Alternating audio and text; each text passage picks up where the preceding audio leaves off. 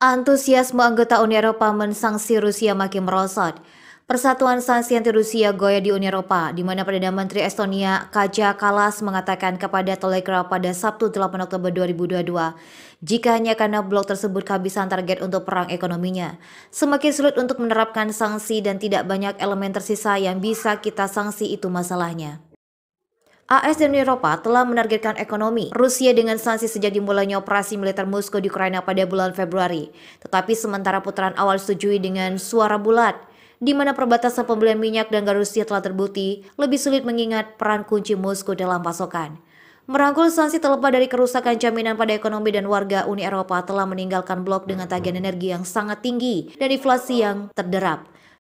Sementara itu, Kallas meyakinkan Telegraph bahwa mayoritas orang memahami bahwa inflasi seperti pajak perang, menyatakan kami membayar ini dalam bentuk euro, sedangkan Ukraina membayar dalam kehidupan manusia. Protes terhadap melonjaknya biaya hidup dan apa yang dilihat secara luas oleh para kritikus sebagai konflik pro-NATO telah muncul di Austria, Italia, Prancis, dan Republik Ceko dan kemungkinan akan meningkat saat musim dingin mendekat. PM Hongaria Viktor Orban dengan keras mengecam kerugian ekonomi yang ditimbulkan oleh sanksi energi. Sementara itu, Sekretaris Negara untuk Hubungan Internasional Zoltán Kovács menyarankan langkah-langkah itu dengan menjatuhkan bom atom pada ekonomi Hongaria dan juga pada ekonomi Eropa. Budapest dapat memperoleh pengecualian atas batasan harga minyak yang diperkenalkan dengan paket sanksi terbaru karena menerima gas melalui pipa dan bukan melalui laut. Di antara negara-negara Uni Eropa, Estonia mengalami kenaikan harga energi paling tajam pada bulan Juli dibandingkan tahun sebelumnya. Namun ini tidak menyurutkan antusiasme para elit terhadap konflik di Ukraina. Pada Agustus, Stalin telah mengirim lebih banyak peralatan militer ke Kiev sebagai proporsi dari PDB per kapita daripada negara lain, mencakup 250 juta euro dalam bantuan militer ke negara yang diinginkannya sebagai anggota NATO. Dan Kallas sendiri pada hari Jumat mendesak negara-negara kaya untuk menemukan sesuatu yang dapat mereka berikan kepada Ukraina. Sejak awal 2022, Kiev telah menerima lebih dari 80 miliar dolar dalam bentuk komitmen bantuan asing menurut Statistia. Para menteri energi Uni Eropa pada akhir pekan kemarin tetap melakukan pembicaraan soal rencana darurat tentang bagaimana melindungi sektor rumah tangga dan bisnis dari lonjakan harga gas listrik menjelang musim dingin. Seperti diketahui, penghentian aliran gas dari Rusia ikut mendongkrak harga energi benua biru.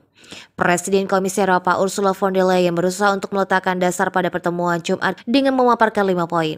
Di dalamnya termasuk batas harga gas Rusia, pajak keuntungan bahan bakar fosil, target kewajiban pengurangan pengguna listrik, dan jalur kredit darurat untuk perusahaan listrik. Presiden Rusia Vladimir Putin menanggapi proposal tersebut dengan mengancam akan merobek kontrak pasokan yang ada di pembatasan energi Rusia diberlakukan. Juru bicara Kementerian Luar Negeri Rusia, Maria Zakharova, menerangkan bahwa Barat gagal memahami bagaimana pembatasan harga energi dapat berdampak pada negara mereka sendiri. Menurutnya, Barat secara kolektif tidak mengerti pengenalan batas harga untuk sumber daya energi Rusia akan mengarah ke lantai yang licin di bawah kakinya sendiri. Tidak diharapkan bahwa negara-negara anggota UE akan mencapai keputusan mengenai ide-ide kebijakan diusulkan soal pembatasan. Kawasan yang beranggotakan 27 negara tercatat telah mendalami penurunan tajam untuk urusan gas Rusia, yang secara umum merupakan pemasok energi terbesarnya di tengah keburutaan dan serangan Kremlin di Ukraina. Gas impor Rusia ke Eropa saat ini mencapai 9%, mewakili penurunan substansial dari sekitar 40% sebelum perang Ukraina pecah. Perselisihan energi antara Brussels dan Moskow baru-baru ini membuat Rusia benar-benar menghentikan aliran gas melalui right pasokan utama ke Eropa, memperburuk resiko resesi dan kekurangan gas memasuki musim dingin. Berbicara di Brussels pada akhir pekan, Komisaris Energi Uni Eropa, Kadri Simon, mengatakan kepada wartawan bahwa pertemuan diperlukan untuk menyediakan alat yang tepat bagi pemerintah untuk mengatasi krisis energi yang semakin dalam. Menurut Simpson, ini bukan hanya tentang harga, tapi juga merupakan tantangan bagi aspek keamanan pasokan. Tagihan energi telah meroket sejak Rusia menginvasi Ukraina pada akhir Februari, dan Barat merespon dengan rentetan sanksi ekonomi. Von der Leyen mengungkapkan Eropa menghadapi situasi yang luar biasa, bukan hanya karena Rusia adalah pemasok yang tidak dapat diandalkan. Dirinya sangat yakin bahwa dengan persatuan tekad solidaritas Eropa akan menang. Anggota Parlemen Uni Eropa telah berulang kali menuduh Rusia menggunakan ekspor energi sebagai alat untuk menaklukkan harga komoditas dan menabur ketidakpastian di seluruh blok. Moskow sendiri membantah telah menggunakan energi sebagai senjata. Pekan lalu, raksasa energi milik negara Rusia, Gazprom, mengklaim adanya kebocoran minyak sehingga membuatnya mengambil langkah penutupan pipa gas Nord Stream 1 tanpa batas waktu yang menghubungkan Rusia ke Jerman melalui Laut Baltik. Namun Kremlin sejak itu mengatakan bahwa dimulainya kembali pasokan gas ke Eropa sepenuhnya tergantung pada UE jika mencabut sanksi ekonominya terhadap Moskow.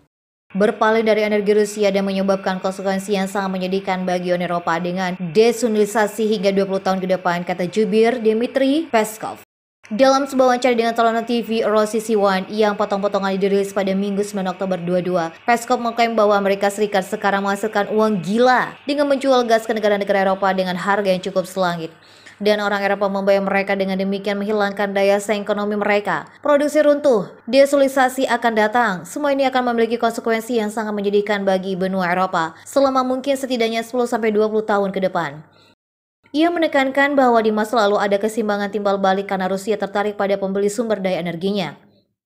AS menjual gas dengan harga 3 atau bahkan 4 kali lebih tinggi dari gas Rusia.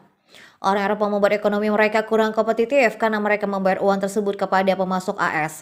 Harga gas di Eropa melonjak awal tahun ini setelah Rusia meluncurkan operasi militernya di Ukraina pada akhir Februari.